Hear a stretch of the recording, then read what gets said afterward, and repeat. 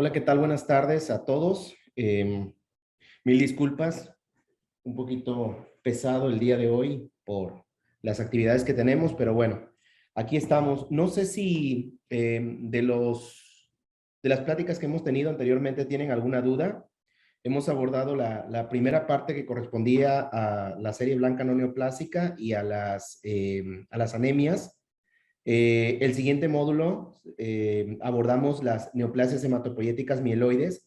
No las hemos abordado en realidad. Todavía nos queda hablar de algunas. Si ustedes ven el programa, nos hizo falta hablar de las neoplasias hematopoyéticas mieloides, iniciarla incluso.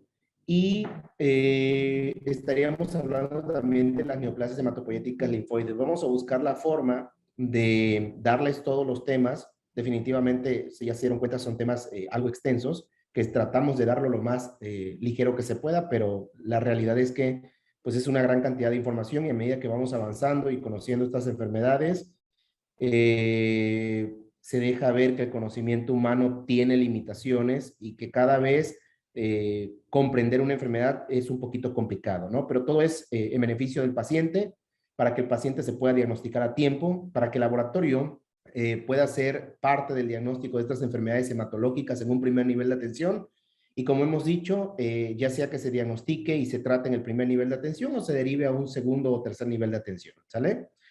Vamos a iniciar con la parte que nos queda pendiente, que se tratan las neoplasias hematopoyéticas mieloides.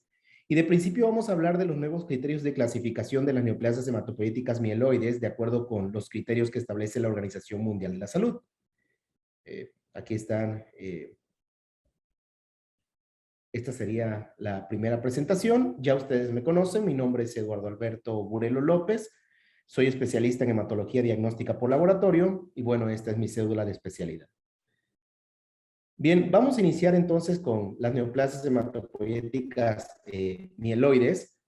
Y bueno, desde que se crea la primera clasificación lógica basada en características clínicas, características morfológicas, tinciones citoquímicas enzimáticas de estas neoplasias hematopoyéticas mieloides y linfoides, que estamos hablando de los años 70, cuando Daisy y Galton proponen este sistema de clasificación y más tarde en la Organización Franco-Américo-Británico,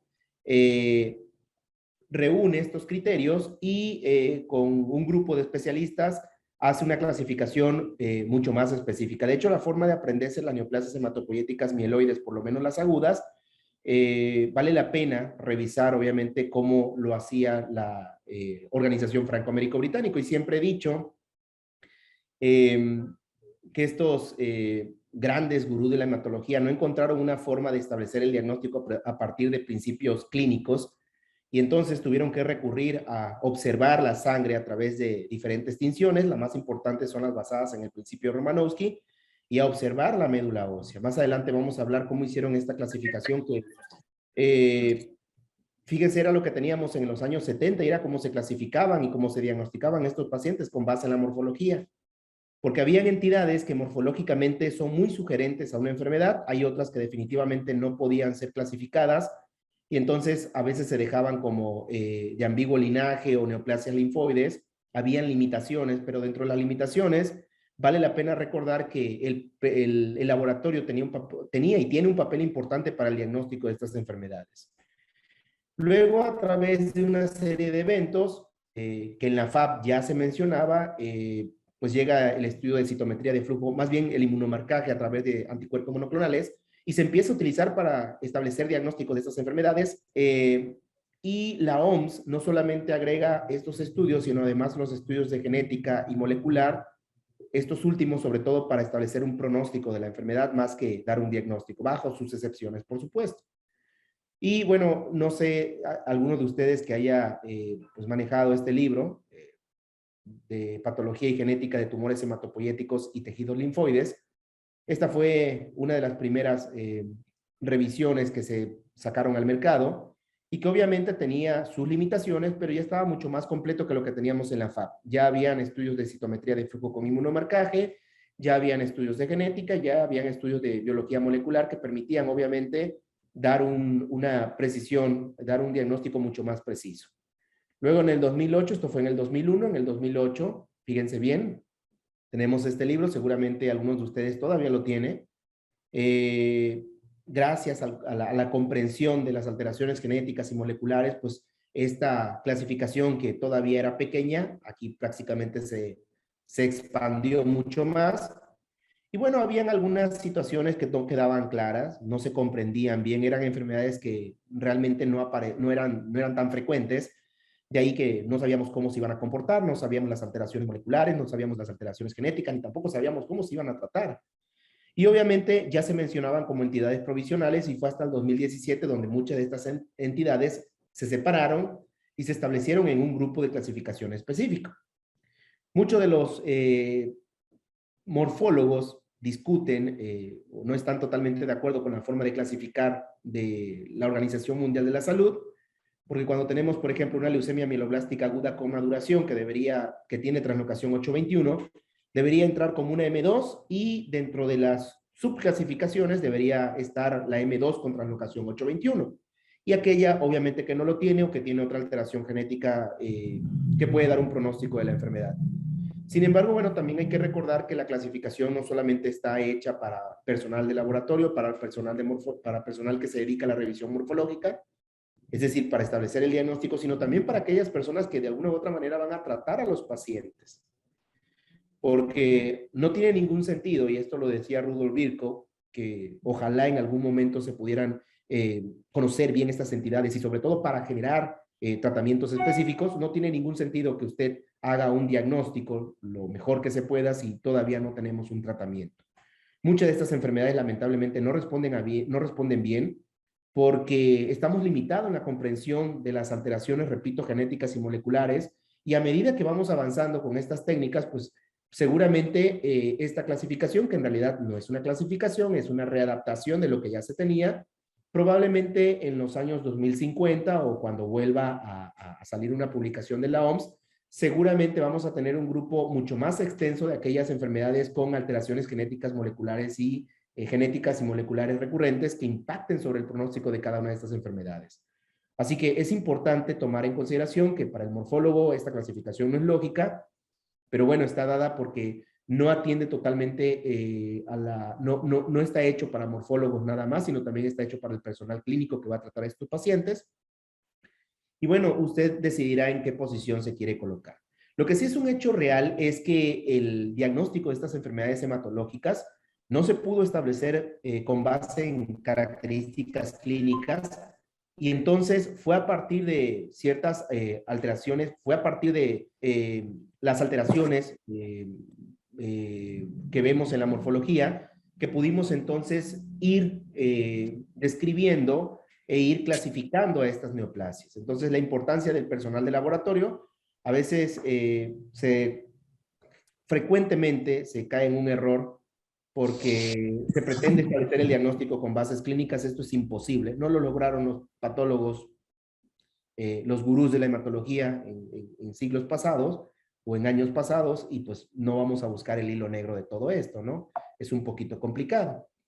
Y bueno, dentro de la primera clasificación, dentro de las primeras adaptaciones que se tienen de esta nueva clasificación, sobre todo vamos a comparar la 2001 y la 2008, es precisamente la mastocitosis, que fíjense que en el año 2001, la mastocitosis, todas las mastocitosis estaban dentro de las neoplasias mieloproliferativas, y esta clasificación atiende obviamente al pasado, a la historia, donde se empiezan a ver un grupo de enfermedades que había muchísima proliferación y había poca citopenia, y entonces se clasificó dentro de este grupo. Hoy sabemos que las mastocitosis son un grupo totalmente diferentes, que hay mastocitosis totalmente localizadas, que son las que frecuentemente se presentan, pero también tenemos mastocitosis que pueden infiltrar la sangre, que pueden infiltrar la médula ósea y que el pronóstico es muy, muy malo.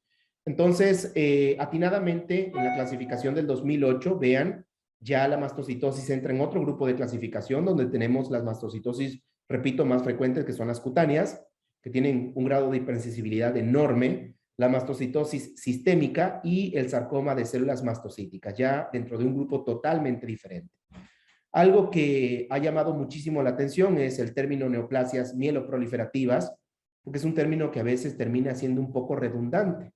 Recuerden que mielo significa médula y proliferativo, pues que hay muchísima proliferación celular. Finalmente, recuerde que todo cáncer debe tener uno de los dos requisitos que debe tener es que la mutación primero se genere en una célula madre, como una célula tronco hematopoyética, que es la célula más primitiva de las células hematopoyéticas, y dos, que haya mutaciones, obviamente, que impacten sobre los genes que están asociados en la proliferación celular, sean en oncogenes o genes supresores de tumores. Así que es un requisito para todo tipo de cáncer, no específicamente neoplasias hematopoyéticas mieloides o linfoides. Entonces, para algunos este término es inapropiado, es un poco repetitivo porque, repito, todas van a ser proliferativas. La diferencia va a radicar básicamente en el número de blastos, en las características morfológicas, si existe o no displasia, si existe o no citopenias y otras cosas que vamos a ir viendo a lo largo de esta tarde, ¿no?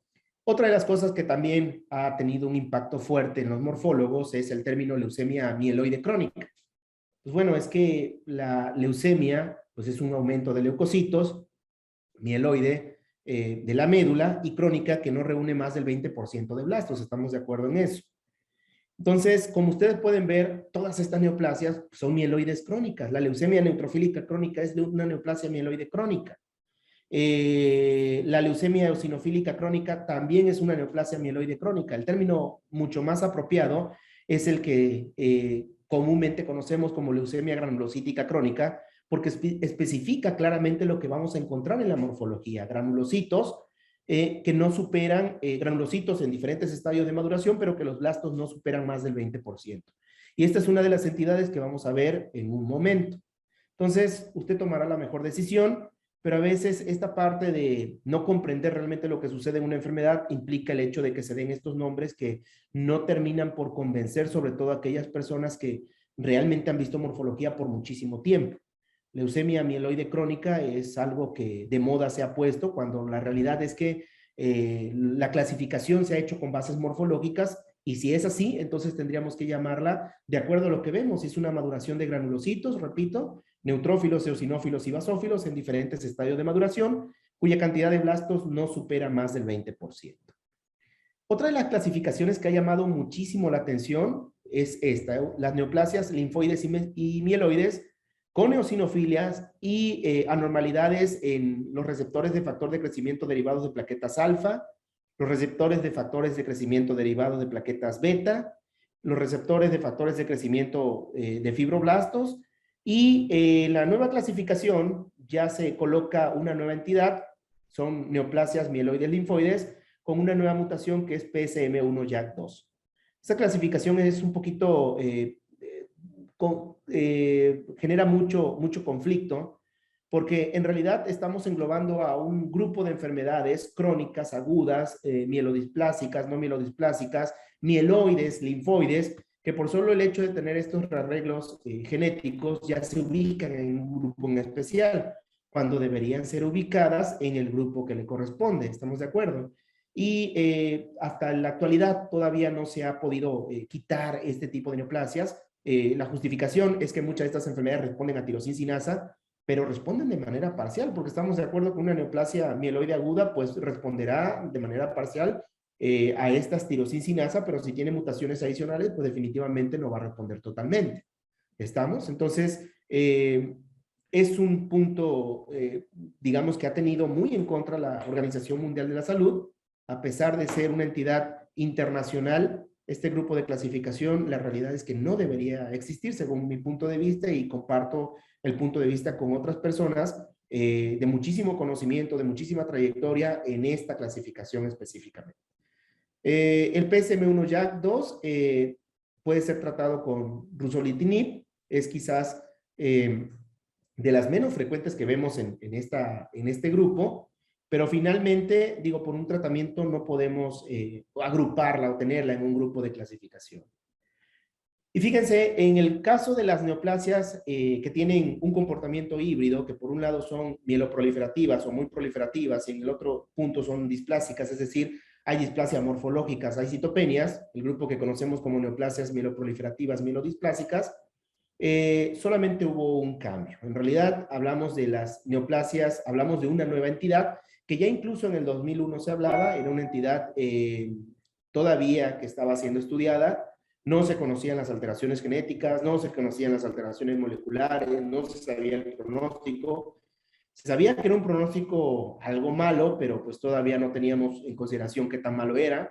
En el pasado se clasificaba como una trombocitemia esencial con sideroblastos patológicos, pero la realidad es que estos pacientes desarrollaban citopenias y precisamente por el acúmulo de hierro en los precursores eritroides que hacían que se murieran intramedularmente. Entonces vean cómo en la clasificación del 2001 se llamaba anemia refractaria con sideroblastos patológicos asociada a marcada trombocitosis. Habían algunos criterios que permitían hacer una diferencia con la trombocitemia esencial, pero eran entidades provisionales. Hoy ya está dentro de este grupo de clasificación, así que si usted ve algo que parece una trombocitemia esencial, pero que definitivamente hay citopenias, tendría que hacer, como todas las neoplasias, estudio de citogenética, que en este caso no revela una deleción del 5Q, y obviamente al no revelar esa deleción del 5Q, no estaríamos hablando de una mielodisplasia asociado a la deleción del 5Q, y esta se caracteriza por haber un problema en los spliceosomas. Hay una mutación en SF3B1 que conlleva, entre otras cosas, a un mal funcionamiento de ABCB7 que da lugar a estos sideroblastos patológicos y una muerte prematura de los eritroblastos. Bien, continuamos, por ejemplo, en los síndromes mielodisplásicos, que hoy vamos a abordarlos. Hubo una pequeña diferencia con respecto a la clasificación previa, a la del 2001. El síndrome mielodisplásico con exceso de blastos, que aquí también ustedes lo tienen, que se conocía como anemia refractaria con exceso de blasto, cambia el nombre a síndrome mielodisplásico con exceso de blasto, pero además ya tenemos un síndrome mielodisplásico con exceso de blastos y predominio eritroide. Ustedes recordarán que, o seguramente para las personas que pasan de los 30 años, en la clasificación previa había una entidad que se conocía como eritroleucemia, era la la M6A, la enfermedad o el síndrome de Di-Guglielmo. Esta enfermedad no tenía ni características clínicas que evidenciaran una asociación a una leucemia aguda, ni tampoco tenía más del 20% de blastos, si somos estrictos contando células nucleadas. En esta nueva clasificación, más adelante vamos a ver que ya no existe la M6A, ya no existe la eritroleucemia, y que muchas de esas formaron parte de esta, que conocemos como síndrome mielodisplásicos con exceso de blastos y predominio eritroide.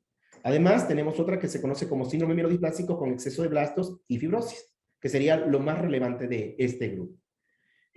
Aparece un nuevo grupo que se conoce como neoplasias mieloide con predisposición de línea germinal. Muchas de estas entidades estaban clasificadas dentro de neoplasias mieloides con alteraciones genéticas recurrentes. Después de muchos estudios de biología molecular, se llegó al consenso de que en realidad pertenecían a un grupo totalmente diferente, en donde obviamente había predisposición de la línea germinal. De hecho, se dice que a pesar de que una persona llegue a una edad adulta y desarrolle una leucemia con estas mutaciones, probablemente esté acarreando una mutación desde mucho antes y que el impacto de otras mutaciones pueda conllevar al desarrollo finalmente de una leucemia. En el 2008, aquí tienen, por ejemplo, la neoplasia mieloide con predisposición de la línea germinal. Fíjense, en el 2001, aquí creo que se corrió un poco, pero bueno, quiero que vean, aquí llama la atención de que dentro de las neoplasias mieloides agudas con alteraciones o anormalidades recurrentes, se adiciona una nueva entidad conocida como leucemia mieloide con BCR-ABL1 positivo. Y hay que tener en consideración que no tenemos antecedentes de una leucemia granulocítica crónica, sino que básicamente se genera de nuevo. Tenemos otras leucemias que están asociadas a genes como nucleofosfamina o mutación alélica de cepa1 o mutación en RUNX1. Cada una de ellas con un pronóstico totalmente diferente. Estas neoplasias pueden ser simple y sencillamente una M2, simple y sencillamente pueden ser una M4, una M5, Sin embargo, por tener estas alteraciones moleculares o al tener estas alteraciones genéticas recurrentes, se colocan en otro grupo de clasificación, que es lo que básicamente se ha discutido durante muchísimo tiempo, y por lo tanto se coloca ya ahora en este grupo, tiene una anormalidad que me permite a mí establecer el pronóstico. En el 2001, quiero que vean, estaba el grupo de las leucemias eritroides agudas. Aquí hablaba de dos tipos, la M6A, que se conoce como eritroleucemia, en donde usted tenía más del 80 o por lo menos el 80% de eritroblastos y de las células no eritroides el 20% de blastos, ¿sale? No era un comportamiento clínico como cualquiera de las leucemias agudas que habitualmente conocemos. El comportamiento era semiagudo o muy crónico. No habían muchos blastos, si sumamos todas las células, y teníamos otra clasificación que era la M6B, mielosis eritrémica o leucemia eritroide pura, aunque el término es un poco inapropiado porque usted sabrá que leucemia significa leucocitos, entonces el término más apropiado es mielosis eritrémica, es lo mismo a final del día, pero el caso de la eritroleucemia ya ustedes ya no la ven en la nueva clasificación de la OMS, ya solamente ven la leucemia eritroide pura, o mejor conocida como, o mejor término conocido como mielosis eritrémica. Y en la nueva clasificación, las neoplasias de células dendríticas blásticas, plasmocitoides, ya entra de un grupo de clasificación totalmente diferente, ya no entra dentro de aquellas leucemias mieloides agudas y neoplasias de precursores relacionados, sino que ya tiene un grupo de clasificación diferente. En el caso de las leucemias agudas de ambiguo linaje, no hubo cambio, esta prácticamente queda así, son pocas las que tenemos, son raras, pero son de muy mal pronóstico. Hay que leer todas esas partes de cómo establecer esas neoplasias de ambiguo linaje. En el caso de las neoplasias linfoides de precursores o las que llamamos linfoblásticas, en el 2001 prácticamente la clasificación es muy similar. Lo único que lo hace diferente es esta nueva entidad que todavía incluso hay cosas que no se comprenden del todo bien. No sabemos si realmente debe estar en esta clasificación. Probablemente en la nueva clasificación esta se saque de este grupo. Sin embargo, no lo sabemos. Es un linfoma leucemia linfoblástico de tipo NK, que es una nueva entidad. Responde muy pobremente al tratamiento. Es una enfermedad bastante agresiva, pero que en la antigua clasificación, en la previa clasificación, no la teníamos. Vean, por ejemplo, las leucemias, las neoplasias maduras de células B. Aquí hubieron algunas modificaciones, no tanto como las neoplasias mieloides, aquí hubieron solamente pocas modificaciones. Por ejemplo, la gamapatía monoclonal de significado indeterminado o incierto se clasificaba dentro de la neoplasia de células plasmáticas. Actualmente ya es un grupo totalmente diferente, se sacó de aquí porque tenía características muy diferentes. En el caso de la leucemia linfocítica crónica, tenemos su contraparte, que se conoce como linfocitosis de células B monoclonal, que no reúne los requisitos de una leucemia linfocítica crónica, debido a que muchas de estas no podemos llamarle como tal una neoplasia, es un poquito complicado hacer la clasificación. Sin embargo, estos pacientes tienen una inversión en la relación neutrófilos-linfocitos. Los linfocitos se mantienen muy limítrofe al valor de referencia normal máximo en pacientes adultos, 4.800, casi 5.000. No tienen manifestaciones clínicas, no tienen síntomas B, no tienen crecimiento de algún ganglio linfático, como sucede en la leucemia linfocítica crónica B. Tampoco hay crecimiento de órganos. Y estos pacientes requieren, obviamente, seguir una vigilancia muy de cerca, ¿no? Estar vigilados muy de cerca. Otra de las neoplasias que aparecen es la gamapatía monoclonal no IgM de indeterminado incierto. En el mieloma de células plasmáticas, perdón, hay variantes ahora de mieloma de células plasmáticas. Un mieloma de células plasmáticas que es totalmente asintomático y que simula un mieloma de células plasmáticas, aunque repito, es asintomático. Estos pacientes tienen que ser revisados continuamente. Hay mielomas no secretores, hay que tener muchísimo cuidado con esto porque aunque no son los casos más frecuentes, pues finalmente parece ser los más agresivos. y una entidad que ya se hablaba en la clasificación previa, que se conoce como leucemia de células plasmáticas. Y aquí voy a hacer un pequeño paréntesis, porque incluso en los artículos, algunos artículos ya viejitos, que no están tan viejitos, están en el rango del 2001 al 2008, hablan que el mieloma, perdón, de células plasmáticas a través del tiempo puede generar mutaciones en donde estas células plasmáticas salgan a la circulación y se convierten en una leucemia de células plasmáticas. Sin embargo, si usted revisa la morfología, el comportamiento clínico de estas neoplasias son totalmente distintas.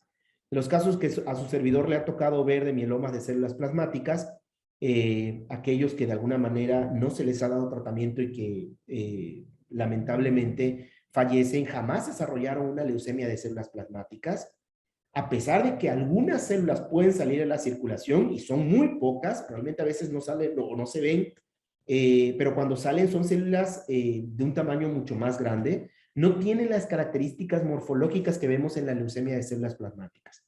Es decir, parece ser que es una entidad totalmente diferente al mieloma de células plasmáticas. Mientras una tiene un cuadro semiagudo, esta leucemia de células plasmáticas es muy agresiva, tiene un cuadro bastante agudo, es un cuadro bastante infiltrativo y las células no se parecen, repito, al del mieloma de células plasmáticas. Puede haber rouleau, por supuesto, no está tan frecuentemente asociado con lesiones líticas, que es lo que vemos en el mieloma de células plasmáticas de aquel tipo secretor, pero bueno, finalmente son características tanto clínicas como morfológicas que parecen, repito, ser entidades totalmente diferentes. Luego tenemos las enfermedades por deposición de inmunoglobulina monoclonal, que estaban aquí, pero aquí prácticamente ya se extiende el grupo, en donde tenemos dos subgrupos, la amiloidosis primaria y la enfermedad por deposición de cadenas ligeras y cadenas pesadas. Ya tenemos dos entidades dentro de esa clasificación. Tenemos la neoplasia de células plasmáticas asociados a síndromes paraneoplásicos, linfoma folicular, en donde ya no solamente hablamos de un linfoma folicular del que estábamos acostumbrados, por ejemplo, en la antigua clasificación, en donde prácticamente lo que crecía eran los folículos de los ganglios linfáticos, sino también tenemos algunas zonas localizadas, por ejemplo, el linfoma folicular testicular, la neoplasia folicular in situ, el linfoma folicular tipo duodenal, y hay otra clasificación, el linfoma folicular tipo pediátrico, que esta realmente vale la pena revisarlo. Son muy pocos los casos, por lo menos a mí nunca me ha tocado ver un tipo de linfoma folicular tipo pediátrico. En la literatura se dice que existen, no sabemos el comportamiento clínico, no sabemos cómo responden a tratamiento y tampoco sabemos mucho de ellos. Solamente se mencionan en algunos papers, pero realmente son muy pobres para tener una información y para saber si realmente son un tipo de linfoma como dice la clasificación de la OMS. Hay linfomas de células B grandes ya con rearreglos o reordenamientos en IRF4. El linfoma de células del manto ya tenemos algunas subvariedades. Y por último, dentro de este grupo de clasificación tenemos los linfomas de Burkitt ya con algunas aberraciones genéticas, por ejemplo 11Q, linfoma de células B de alto grado con subclasificaciones, y dentro de los inclasificables tenemos los linfomas de células B con características intermedias entre el linfoma de células B grande difusos y los linfomas de Hodgkin. Y aquí obviamente hay que tener mucho cuidado, esto es terreno del patólogo, pero bueno, finalmente es una clasificación que no puedes optar porque se trate de un linfoma de Hodgkin, pero tampoco puedes optar porque se trate como un linfoma de células B grande difuso, y entonces es una característica intermedia. Dentro de la clasificación o dentro del grupo de las neoplasias de células maduras o en maduración T y NK, ya el linfoma de células T asociado a enteropatía, ya hay varias entidades, hay subentidades, y llama la atención este linfoma que ya se venía hablando en el pasado, es un linfoma de células grande anaplásico asociados a implantes mamarios. Todo implante que obviamente estimula el sistema inmunológico a la larga puede generar un tipo de neoplasia. Y se ha visto que en el linfoma, en los implantes mamarios de un tipo de material, no los que actualmente se utilizan, sino son materiales que se utilizaban, por ejemplo, hace 15, 20 años, a lo largo del tiempo desarrollaban un linfoma anaplásico de células grandes que tampoco tenía la misma evolución o la misma manifestación clínicas que el clásico linfoma anaplásico de células grandes. Este parecía ser un poco más indolente. Fíjense, por ejemplo, en el caso de la linfoma de Hodgkin no ha cambiado por ahí, y esto obviamente son los patólogos los que finalmente lo van a decidir. Solamente tenemos dos linfomas que atienden al epónimo o al nombre de la persona que los estudió o que los descubrió, al linfoma, y me refiero al linfoma de Burkitt y al linfoma de Hodgkin. Probablemente más adelante este nombre de linfoma de Hodgkin se quite y se llame linfoma inmunoblástico de algún tipo, ¿no? Pero mientras tanto, se sigue respetando. La clasificación del 2001 y el 2008 prácticamente es muy similar. Tenemos linfoma de Hodgkin predominio linfocítico nodular, que es el no clásico, y dentro de los clásicos tenemos 5, como el linfoma de Hodgkin clásico, esclerosis, variedad de esclerosis nodular, variedad rico en linfocitos, variedad celularidad mixta y variedad depresión linfocitaria o disminución en los linfocitos, siendo obviamente el de quizás peor pronóstico, el de depresión linfocitaria, porque se asocia a una disregulación del sistema inmunológico. Pero bueno, finalmente no hubo un cambio como tal, se siguen respetando esa misma clasificación. Hay que tener en consideración que sí existen los linfomas de Hodgkin, que son estos 5 que ustedes están viendo aquí, uno que es no clásico y los otros 4 que son no clásicos. De alguna manera se ha hecho una clasificación un poquito medio absurda, de decir, por ejemplo, que cuando mandan un diagnóstico linfoma no Hodgkin, bueno, pues revise cuántos serían, ponga todos estos y esos son los linfomas no Hodgkin, ¿estamos? Cuando dicen linfoma de Hodgkin, uno sabe verdaderamente a lo que se refiere, pero cuando dicen linfoma no Hodgkin, pues, ¿cuál de todos ellos, no? En el caso de las enfermedades linfoproliferativas asociadas a inmunodeficiencia, tampoco hubo gran cambio. Y en el caso de las neoplasias de células dendríticas e histiocíticas, el único cambio que hubo fue la adición de una enfermedad conocida como enfermedad de Erdrich-Chester. Y prácticamente esas son quizás las únicas modificaciones que se hizo con respecto a la nueva readaptación de la Organización Mundial de la Salud. Una cosa que se me olvidaba decir es esta entidad, la mielofibrosis primaria, que realmente tiene un comportamiento híbrido, no tiene un comportamiento como estas neoplasias mieloides crónicas, como la leucemia granulocítica crónica, como la leucemia neutrofílica crónica, como la policitemia vera, como la trombocitemia esencial. Tiene un comportamiento dual. Por una parte puede haber aumento, por ejemplo, de plaquetas, aunque ya se estén muriendo megacariocitos en la médula ósea, pero por otra parte, hay citopenias, hay anemia, por ejemplo, y entonces es un comportamiento híbrido. Esta neoplasia, la mielofibrosis primaria, se comporta más como una entidad de las que conocemos como neoplasias mieloproliferativas mielodisplásicas. Pero por alguna razón, y respetando obviamente a quien hizo esta clasificación en su momento, estoy tratando de recordar el nombre y no lo recuerdo, el doctor, déjeme ver si en algún momento lo recuerdo, cuando hizo esta clasificación, pues obviamente estaba limitado en muchas cosas, o ya se conoce más de lo que se conocía en el pasado, obviamente, y han seguido o han respetado esa forma de clasificación hasta la clasificación actual. Pero seguramente en algún momento se van a dar cuenta que la mielofibrosis primaria de ninguna manera entra dentro de este grupo de clasificación y seguramente lo van a reclasificar, ¿sí? Bueno, esta sería básicamente los nuevos criterios de la clasificación o readaptación de tumores hematopoyéticos, mieloides y linfoides de la Organización Mundial de la Salud. No sé si tienen alguna duda, Carlitos, si me puedes apoyar, por favor. Hola, hola, Eduardo, ¿escuchas? Hola, hola, sí, claro que sí, Ya. aquí estoy. Disculpa, no te escuché lo último que me hiciste, solo escuché mi nombre, Eduardo, no te escuché el último, se escucha medio entrecortado.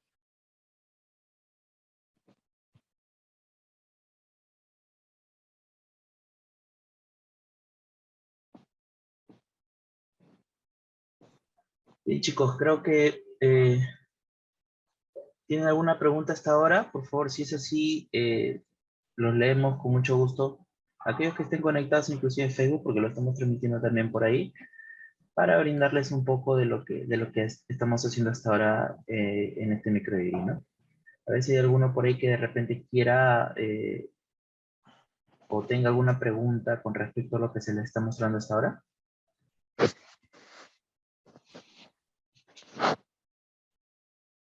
Hola Brian, buenas tardes. ¿Quieres opinar, compañero? Te escuchamos.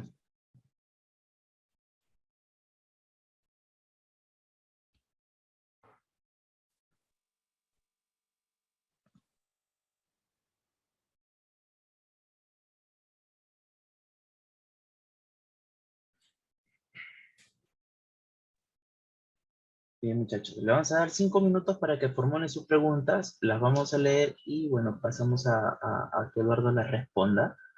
Y si no tienen, pues unos 20 minutos aproximadamente, continuamos, ¿te parece, Eduardo? O le podemos seguir dando de corrido? Depende de ustedes, ¿ah? Yo creo que ya debemos de continuar, Carlitos, porque, este, Doctor, yo tengo una pregunta. adelante, por favor, si es muy amable. Sí, mire, usted estaba hablando del componente genético que se puede encontrar en los diferentes tipos de leucemia, pero usted recomienda como tal, o sea, se puede hacer quizás para todas estudios genéticos de laboratorio o es para algunas en específico. O sea, le pregunto desde mi punto de vista como médico para saber, quizás tener una orientación hacia el perfil de exámenes que voy a pedir si estoy tratando de diagnosticar una leucemia y, o sea, no apunto a una en general, estoy tratando de realizar una investigación para ir descartando. No sé si entienden mi pregunta. Sí, sí, claro. Mire, la información que hemos generado a partir del conocimiento de estas técnicas de genética y técnicas de biología molecular han sido precisamente porque las personas que se dedican a esto mencionan que, o el Comité de Oncología menciona que todo tipo de cáncer, sin excepción, debería someterse a un estudio de citogenética y a un estudio molecular.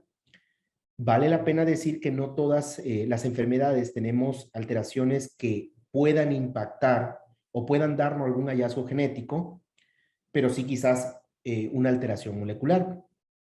Sin embargo, a medida que vamos avanzando, sobre todo en la parte molecular, vamos viendo algunas alteraciones que cada vez se hacen más frecuentes. Entonces, tendría que ver el tipo de neoplasia, según sea hematopoyética, el tipo de neoplasia, con alguna alteración genética o molecular específica para poder mandar a hacer ese estudio. No todas, la realidad es que no todas se mandan a hacer estudio de citogenética o estudio de biología molecular. Una, porque no hemos encontrado todavía alguna alteración genética, no se encuentra, o si se encuentra, realmente no impacta sobre lo que tenemos ya establecido como la enfermedad. Y otra, que también no hemos encontrado alguna alteración molecular que valga la pena que impacten el pronóstico del paciente. Por ejemplo, si usted tiene una leucemia granulocítica crónica, o la que se conoce actualmente como mieloide crónica, usted debería hacer el estudio citogenética y el estudio molecular, los dos. La realidad es que esta neoplasia se llama BCR-ABL positivo y el estudio citogenético no te dice BCR-ABL positivo, sino más bien te dice cromosoma Filadelfia, que está asociado a su vez a la mutación BCR-ABL. Entonces, basado en este punto, usted debería mandar a hacer la prueba de biología molecular para decir sí es una leucemia granulocítica crónica. Pero vea entonces cómo se salta desde la morfología al estudio de biología molecular. Por ejemplo, en el caso de la policitemia vera, salta desde la morfología a la biología molecular. Doctor, Sí, disculpe, es que me había salido, o sea, no sé por qué la sesión me botó. de acuerdo. A ver qué, ajá. Le comentaba yo que todo va a depender del tipo de neoplasia que tenga. La realidad es que los que estudian estas mutaciones genéticas y moleculares nos dicen que deberíamos hacerle a todo tipo de cáncer, sea o no hematopoyético, un estudio de citogenética para ver si hay alguna alteración que a medida que vaya pasando el tiempo vayamos reuniendo información, aunque no esté asociada a alguna en especial, se reúne información y podamos tener un grupo de clasificación. En la práctica es un poquito difícil hacerlo. no todas requieren un estudio de citogenética, no todos requieren un estudio de biología molecular. Por ejemplo, si usted habla de neoplasias mieloides crónicas, como estas que están aquí, le voy a poner el caso de la policitemia vera, usted se va de la morfología a un estudio de biología molecular que se llama mutación de JAK2B617F. No pasa por el estudio de genética, no pasa incluso por el estudio de citometría de flujo con inmunomarcaje, sino prácticamente lo que hace es estratégicamente pasar de un punto a otro. Si está con una leucemia aguda, tiene que hacer todo, prácticamente todo. Desde la revisión morfológica, desde la citometría de flujo con inmunomarcaje, la citogenética, la biología molecular para las alteraciones más frecuentes, porque ahí tendrá no solamente el diagnóstico, sino el pronóstico. Si en cambio, por ejemplo, es una mielodisplasia, como estas que están aquí, los síndromes mielodisplásicos, que son complicados de establecer el diagnóstico, ahí va de la morfología a un estudio de genética, porque hay ciertas alteraciones genéticas asociadas a este tipo de fenómenos. La citometría de flujo para el diagnóstico aquí no es importante. Lo que vale la pena hacer es, una vez que tiene la morfología y ve cambios morfológicos anormales con las citopenias que caracterizan a estas neoplasias, se va directamente al estudio de citogenética para demostrar alguna alteración que esté asociado a estos síndromes. Entonces, todo va a depender del tipo de neoplasia que usted haga en una previa clasificación. Usted puede meter todos los estudios, pero no todos los estudios le van a servir para el diagnóstico. Y también hay que valorar que muchos de estos estudios nos sirven para el pronóstico. En resumidas cuentas, si tiene el armamento para poder hacerlo, hágalo. Si no, por lo menos los estudios de citogenética y biología molecular. Si no, por lo menos los estudios de genética y molecular en todas las neoplasias, sino por lo menos los más básicos que dicta la Organización Mundial de la Salud. Para las neoplasias mieloides crónicas, el estudio, por ejemplo, de biología molecular para el tipo de mutación que quiera demostrar. ¿Estamos? Está bien, muchas gracias. ¿Alguien más tiene una pregunta? Perdón, fíjense que algo de lo que ha llamado mucho la atención y recuerdo mucho a mi maestro que me lo decía y hasta ahora vengo a entenderlo por completo. Hay muchísima controversia en la forma de cómo se establecen los diagnósticos actualmente. Parece ser que la morfología está siendo muy sustituida por otros estudios que no utilizan la morfología para encaminar el diagnóstico. Y esto hay que tenerlo muy en claro. Desde el pasado se estableció que no podíamos establecer diagnósticos a partir de estudios de características clínicas, era imposible. Por eso se optó por ver la morfología, por ver la sangre. En realidad el químico de laboratorio en hematología está porque el médico, el anatomopatólogo, decidió ver la sangre. Es el legado que les dejó. Por otra parte, me ha tocado ver que prácticamente pasan sin hacer una revisión morfológica a estudios de inmunomarcaje o a estudios de genética y biología molecular cuando no encuentran la causa de una anemia, una trombocitopenia o una pancitopenia, se van directamente pensando en una leucemia y no revisan la sangre. Y a veces se encuentran alteraciones, por ejemplo, en ATM, en P53, que en realidad son mutaciones que prácticamente todas las leucemias la van a tener, pues de ahí que están evadiendo la apoptosis, que se salen de una disregulación del ciclo celular o del paro del ciclo celular, ¿no? Me tocó ver un caso en donde lamentablemente el diagnóstico de una leucemia que es bastante clásica morfológicamente, se diagnosticó como un linfoma X, precisamente porque la genética arrojó alteraciones en tales, en ATP y en ATM. Cuando estas alteraciones, todos los linfomas la van a tener. O sea, es decir, el requisito previo para que usted pueda decidir qué tipo de estudio va a hacer después es la revisión morfológica. A partir de la revisión morfológica, usted puede decidir el tipo de estudio. Si el paciente no tiene más del 20% de blastos, entonces es una entidad crónica o es una entidad mielodisplásica, que al final le cuenta dentro de las crónicas por no tener más del 20% de blastos. Y entonces tendría que optar cuál es el estudio que va a hacer. Si es una leucemia granulocítica crónica, vean que la leucemia granulocítica crónica dice apellido BCR-ABL positivo, y es lo que tiene que determinar, BCR-ABL positivo. Mientras usted no le haga el BCR-ABL positivo, quedará como una entidad sugerente de una leucemia granulocítica crónica, pero no sabemos si tiene esta mutación. Ahora, ¿por qué hacemos, por ejemplo, los estudios de citogenética? Porque puede tener otra alteración adicional que no estamos viendo en el estudio de biología molecular, y que ya no, el tratamiento, que son inhibidores de tirosina quinasa, ya no actúen de manera correcta. Por eso hacemos, a pesar de que no lo dice como tal la OMS, pero utilizando el sentido común, lo que dicta es lo siguiente: ve una leucemia que parece granulocítica crónica, hágale su cariotipo. Si ve el cromosoma Filadelfia, es obvio que va a estar el BCR-ABL, pero si además del cromosoma Filadelfia, usted ve otra alteración genética, pues probablemente ya el tratamiento no le va a servir al paciente, porque el tratamiento, que son estos inhibidores de tirosina quinasa, sirve para BCR-ABL, pero no para otra mutación que se pueda ver en el arreglo cromosómico. ¿Estamos? Por eso siempre que tenga una LGC, la sugerencia es hágale o sugiérale el estudio de citogenética y hágale también el de biología molecular, si tiene la posibilidad. Tenemos una pregunta. En el caso de la eritroleucemia puede estar acompañada con más de un 30% de blastos en sangre periférica, y la diferencia que hay con la malignidad puramente eritroide, ¿sí lo puede explicar? Ok, miren, en el pasado les comentaba yo que había una entidad que se llamaba eritroleucemia. Ya no existe, ¿eh? Ya es una entidad que se reclasificó. Hoy tenemos a estas neoplasias como neoplasias mielodisplásicas con exceso de blastos y predominio eritroide. Algunas están dentro de esta clasificación, algunas migraron a otras clasificaciones. Lo real es que cuando veíamos a estos pacientes, no tenían una clínica manifiesta de una leucemia aguda. El desmejoramiento del paciente no era como las leucemias agudas, que en cuestión de meses el paciente va para abajo, para abajo, para abajo, es decir, citopenias, síntomas constitutivos de cada una de las citopenias, y en estos casos era un comportamiento más crónico. Estamos como sucede en las mielodisplasias o en algunas mielodisplasias.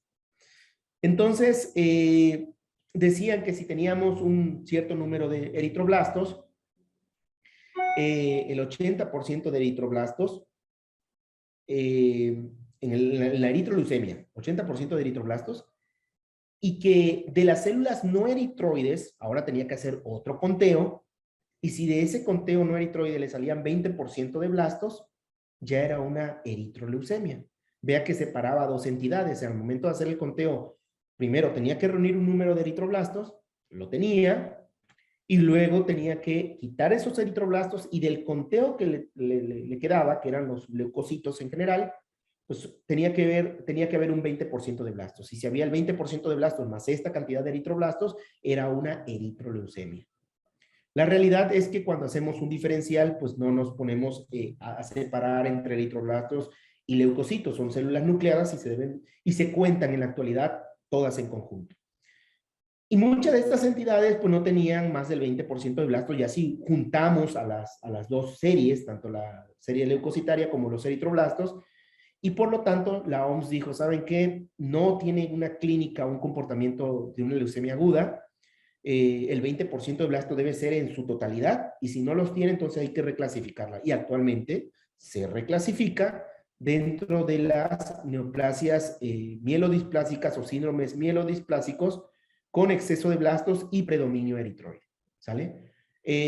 Para la mielosis eritrémica, que ahora sí es la que sí quedó, la M6B, que ya no hay M6B porque prácticamente la M6A desapareció, la leucemia eritroide pura, pues sí debe existir el 30% de eritroblastos, sobre todo eritroblastos que son inmaduros, la etapa de proeritroblastos, o incluso células que son más inmaduras que los proeritroblastos, y algunos eritroblastos basófilos. Es decir, la maduración está detenida ahí en el 30% de células eritroides muy inmaduras, pero no hay presencia de aumento. Una clasificación que corresponde a la leucemia eritroide pura o mielosis eritrémica. ¿Estamos? Pero doctor, puede ser de que en la leucemia mieloide aguda, incluso cuando el porcentaje no llega a un 20%, los blastos pueden tener quizás ligeros cambios, o sea, puede tener ciertos cambios quizás cromosómicos. No sé, corríame si no es A correcto, ver, ¿no? a ver, dígame, perdón. Sí, lo Se que me cortó. refiero ya que lo que quiero decir es de que en el caso de la leucemia, la leucemia mieloide aguda, Ujú.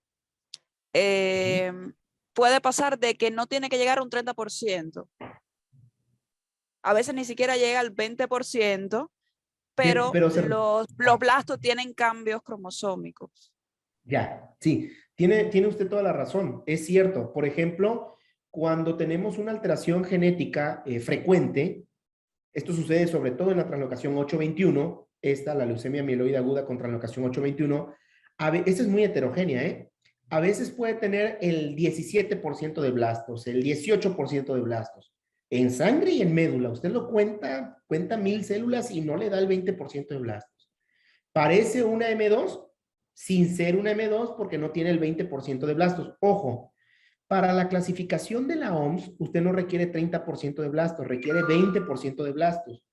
En el pasado, en los años 70, sí se necesitaban 30% de blastos. Hoy, actualmente, ya solamente con el 20% es suficiente.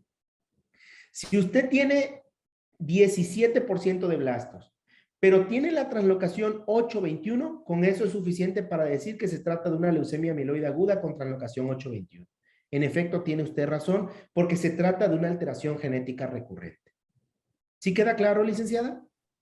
Sí, exacto. O sea, como que el recuento como tal de las células no siempre nos sirve para establecer un diagnóstico. Obviamente, si hay un recuento alto, un porcentaje alto, pues es algo bastante indicativo. De acuerdo. Sí, totalmente de acuerdo. A ver, en la morfología siempre la morfología ha sido sugerente de algo, no diagnóstica de algo. Eso quiero que quede bastante claro, porque hasta por una deficiencia, por una vulgar deficiencia de hierro, usted para decir que se trata de una deficiencia de hierro requiere hacer un perfil de hierro completo. A veces es tan evidente la historia clínica del paciente que no lo hace, pero la realidad es que siguiendo el ABC que nos dicta la medicina, tendríamos que hacer un perfil de hierro completo. Pero bueno, vean que hasta esta entidad poco agresiva requiere de un estudio adicional. Bueno, sucede lo mismo con las leucemias. Por eso en las leucemias, sobre todo las condiciones agudas, después de que tenemos una cantidad de blastos, necesitamos hacer estudios de citometría de flujo con inmunomarcaje y estudios de genética. En efecto, usted tiene razón en la cantidad de blastos. A veces no llegan al porcentaje que nosotros necesitamos para decir que es una condición aguda, pero también le voy a decir una cosa. Hay ciertos hallazgos morfológicos no numéricos que nos orientan, no es diagnóstico todavía, pero nos orientan a una entidad más que a otra. Es decir, por ejemplo, la leucemia mieloide aguda con translocación 821 se caracteriza, por ejemplo, por tener una buena diferenciación de granulocitos en diferentes estadios de maduración, pero llama la atención que ciertas etapas de maduración como mielocitos tienen un color salmón en su citoplasma y eso sucede sobre todo en la translocación 821. La presencia de bastones de Auer también nos puede estar indicando que a pesar de que no tenga una mayor cantidad de blastos, porque a veces en la antigua clasificación, por ejemplo, se decía que si tenía bastón de Auer, usted le aumentaba un rango. Sigue siendo todavía controversial ese punto, pero es bueno tenerlo en cuenta porque la realidad es que cuando los blastos tienen bastones de Auer en una entidad muy cerrada donde no reúne más del 20% de blastos, usted debe tratarla como una condición aguda. Tan solo por los bastones de Auer, porque se ha visto y se ha demostrado que estas neoplasias tienen mucho peor pronóstico que aquellas que no tienen o una evolución mucho más rápida que aquellas que no tienen esos bastones de agua. Digo cuando el número es muy cerrado. No estoy hablando, por ejemplo, cuando es 1%. Estamos hablando del 17%. Pero sí hay eventos morfológicos, repito, que nos van a orientar más de una que otra entidad. ¿Sí? Pero tiene usted razón, el estudio genético nos va a servir muchas veces en estos estudios o en Sí, estas no, situaciones. incluso sí podemos encontrar hasta un 5% y eso no es indicativo de nada. Pero, doctor, cuando usted se refiere a la coloración así tipo salmón, Ujú. ya usted se está refiriendo como tal al estudio citoquímico de las células donde se hacen tinciones y demás. Bueno, citoquímico como tal no, pero sí a través de una tinción de Gray. Cuando decimos las tinciones citoquímicas son otro tipo de tinciones, pero sí me refiero a la tinción de Gray.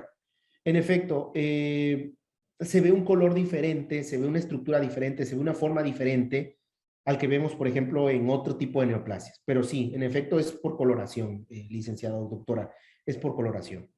Entonces, por eso le decía yo, el médico tiene una herramienta muy, muy grande que va a ser el personal de laboratorio y el personal de laboratorio lo tiene que hacer trabajar. Y cuando digo hacer trabajar es que exija tener los elementos mínimos que debería estar haciendo un personal que toca un equipo de hematología. Tocar un equipo de hematología, un botón, es cierto, si te lleva 2 minutos, no más, 2 minutos y usted te entrega un resultado. Lamentablemente los datos numéricos muchas veces no reflejan, la mayor parte de las ocasiones no reflejan el problema que tiene el paciente y por eso tenemos que acudir a la morfología. Los antiguos morfólogos no tenían equipo de hematología, estamos de acuerdo. Y los diagnósticos que se establecieron, y vamos a ver una ponencia más adelante, fue con base en la morfología y así se trataban los pacientes en el pasado. Entonces, repito, la morfología es algo que se tiene que hacer de sí o sí y que después eso le va a permitir abrirse camino para el tipo de estudio que tiene que realizar. Pero en efecto son tinciones las que se utilizan para ver el color salmón que le estoy mencionando.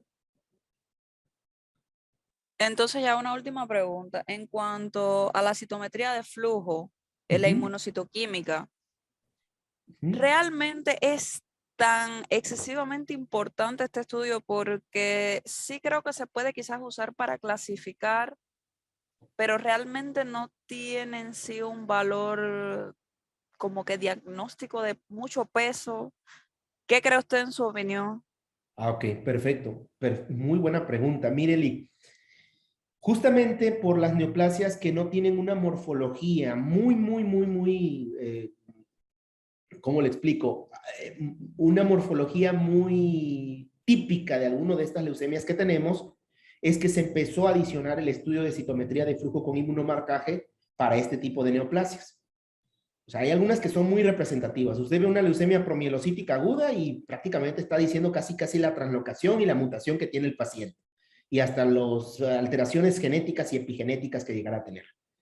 Pero hay otras que son definitivamente, realmente cuesta muchísimo trabajo definir si es qué tipo de blasto es, ¿no?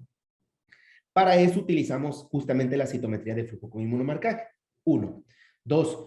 Recuerde que una vez que se inicia tratamiento, usted tiene que valorar el paciente para ver cuál es el comportamiento con respecto al tratamiento. Usted puede decir, ¿sabe qué? Empiezo a dar tratamiento y en una etapa del tratamiento voy a ver la sangre y la médula. Veo la sangre, no veo blastos, veo la médula, no veo blastos. Pero acuérdense que muchas cosas están limitadas. La mutación no se origina en los blastos, se origina en células precursoras, que son células madres, y esas no las podemos ver como tal en la morfología. Por lo tanto, se requiere hacer una técnica que se llama enfermedad mínima residual.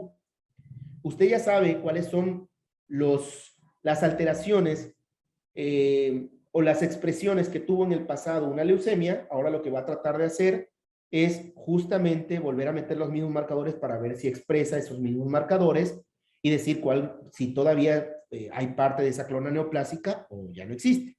O sea, usted me está hablando del inmunofenotipo, ¿verdad?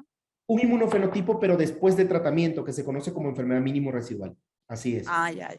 Sí, sí, después de tratamiento, usted tiene que meter todo el armamentaje para decir, a ver, quiero saber si el paciente todavía tiene o no leucemia. Primero, vuélvame a revisar la sangre, vuélvame a revisar la médula, morfológicamente. Segundo, hacen otra vez el inmunofenotipo con los marcadores que previamente le metieron, exactamente los mismos, con los mismos colores que utilizaron para ver si esa clona todavía sigue estando ahí. Y tercero, si tenía translocación 821, quiero que le vuelvan a hacer el estudio de citogenética o biología molecular o por FISH para ver si tiene todavía esa translocación, si hay una pequeña población que tenga esa translocación 821. Obviamente, si existe, quiere decir que su paciente no está curado, pero tiene que utilizar todo ese armamento. Porque si usted deja pasar esa clona, es como los bichos. Si usted no le da el tratamiento apropiado, estas células se vuelven genéticamente más inestables, se vuelven más resistentes y la oportunidad o la oportunidad que tienen para vivir se disminuye hasta un 30% o menos que eso. Entonces, para los clínicos, dice, la primera parte es lo más importante. Si vas a atender una leucemia es porque le vas a meter todo el armamento que tengas a la mano para poder acabar con la leucemia. Porque si no lo haces en un primer momento, el pronóstico baja hasta un 30% o más. ¿Sale? Entonces, por eso es que se tiene que hacer la citometría de flujo con inmunomarcaje, a pesar de que para el diagnóstico no sea importante, sí para el seguimiento del paciente. Sí, porque si usted dice es una leucemia aguda con translocación 821, pues ya quedó. O sea, ¿qué le va a sacar en la citometría de flujo? Mieloperoxidasa, CD13, CD33, CD34, blastos mieloides. Sí, pero después quiero ver cómo responde a tratamiento. Y para eso vuelvo a meter el mismo panel por citometría de flujo con inmunomarcaje para ver si ha respondido a tratamiento el paciente. Pues muchas gracias. A mis colegas quería añadirle, o sea, bueno, añadirle a su presentación que tenemos que tener en cuenta cuando estamos estudiando o se pide un estudio de los cromosomas, en mi caso como médico, Ajá. podemos ver la translocación, como usted bien dijo, la 821. Podemos ver una inversión también, una deleción, y también puede haber una adición.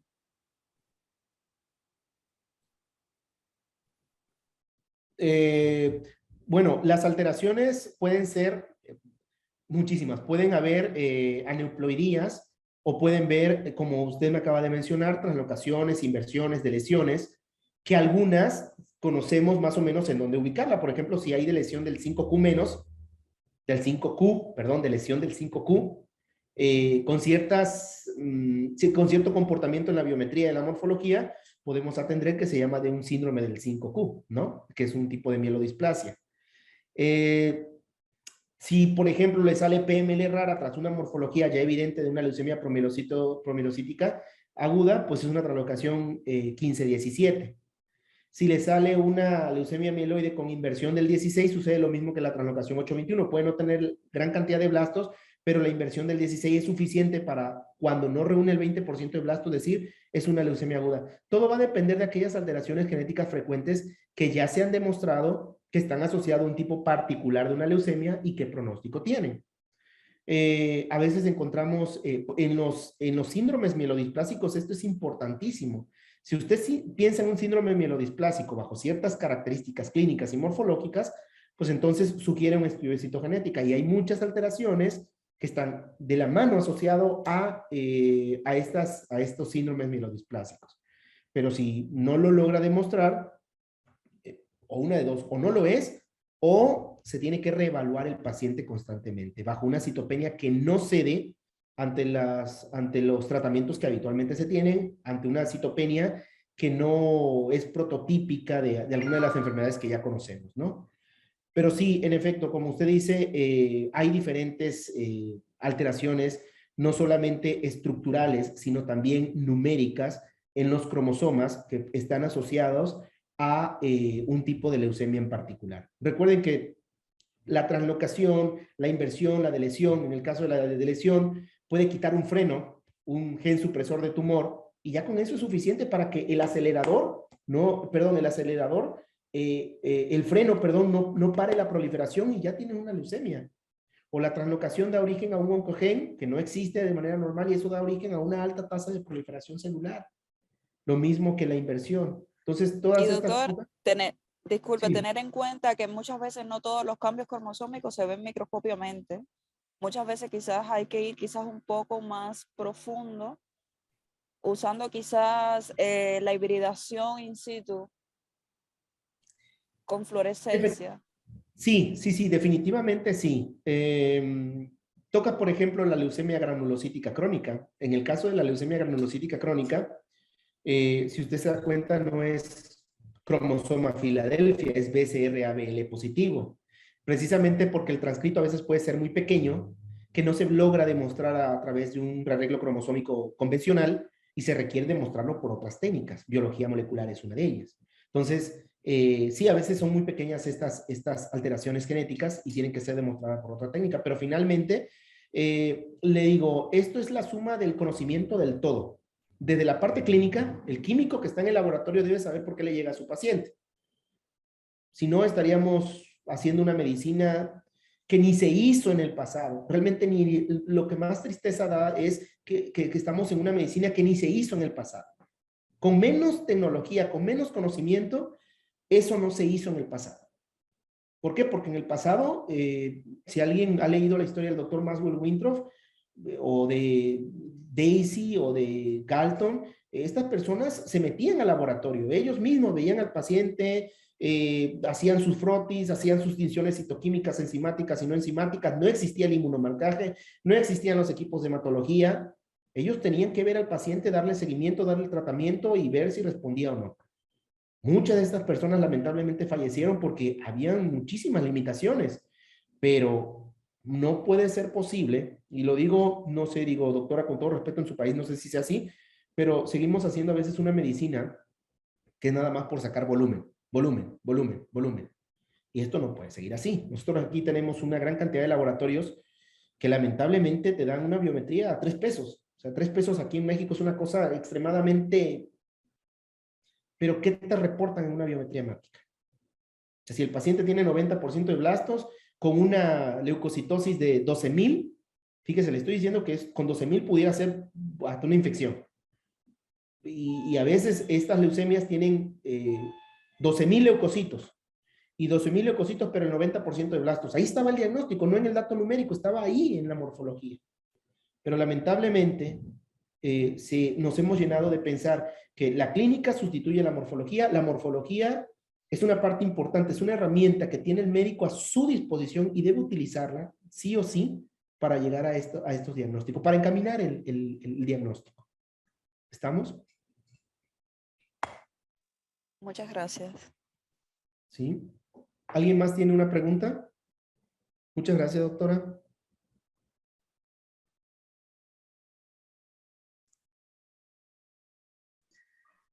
Excelente intervención, Eduardo. Bien, chicos, si tienen más preguntas, por favor, háganmelo saber para estar atentos a ustedes, o si no, en todo caso, pues para continuar con el siguiente tema.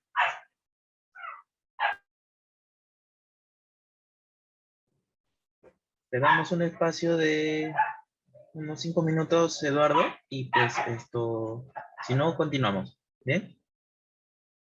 De acuerdo, unos 2 minutos, unos 3 minutos, Carlitos, ¿sale? En lo que Ya, correcto, preparo 3 minutos y si no, continuamos. O si en todo caso no tienen preguntas, por favor, al menos escriban en la caja de mensajes y pues continuamos, ¿no? Porque en Facebook no tenemos preguntas.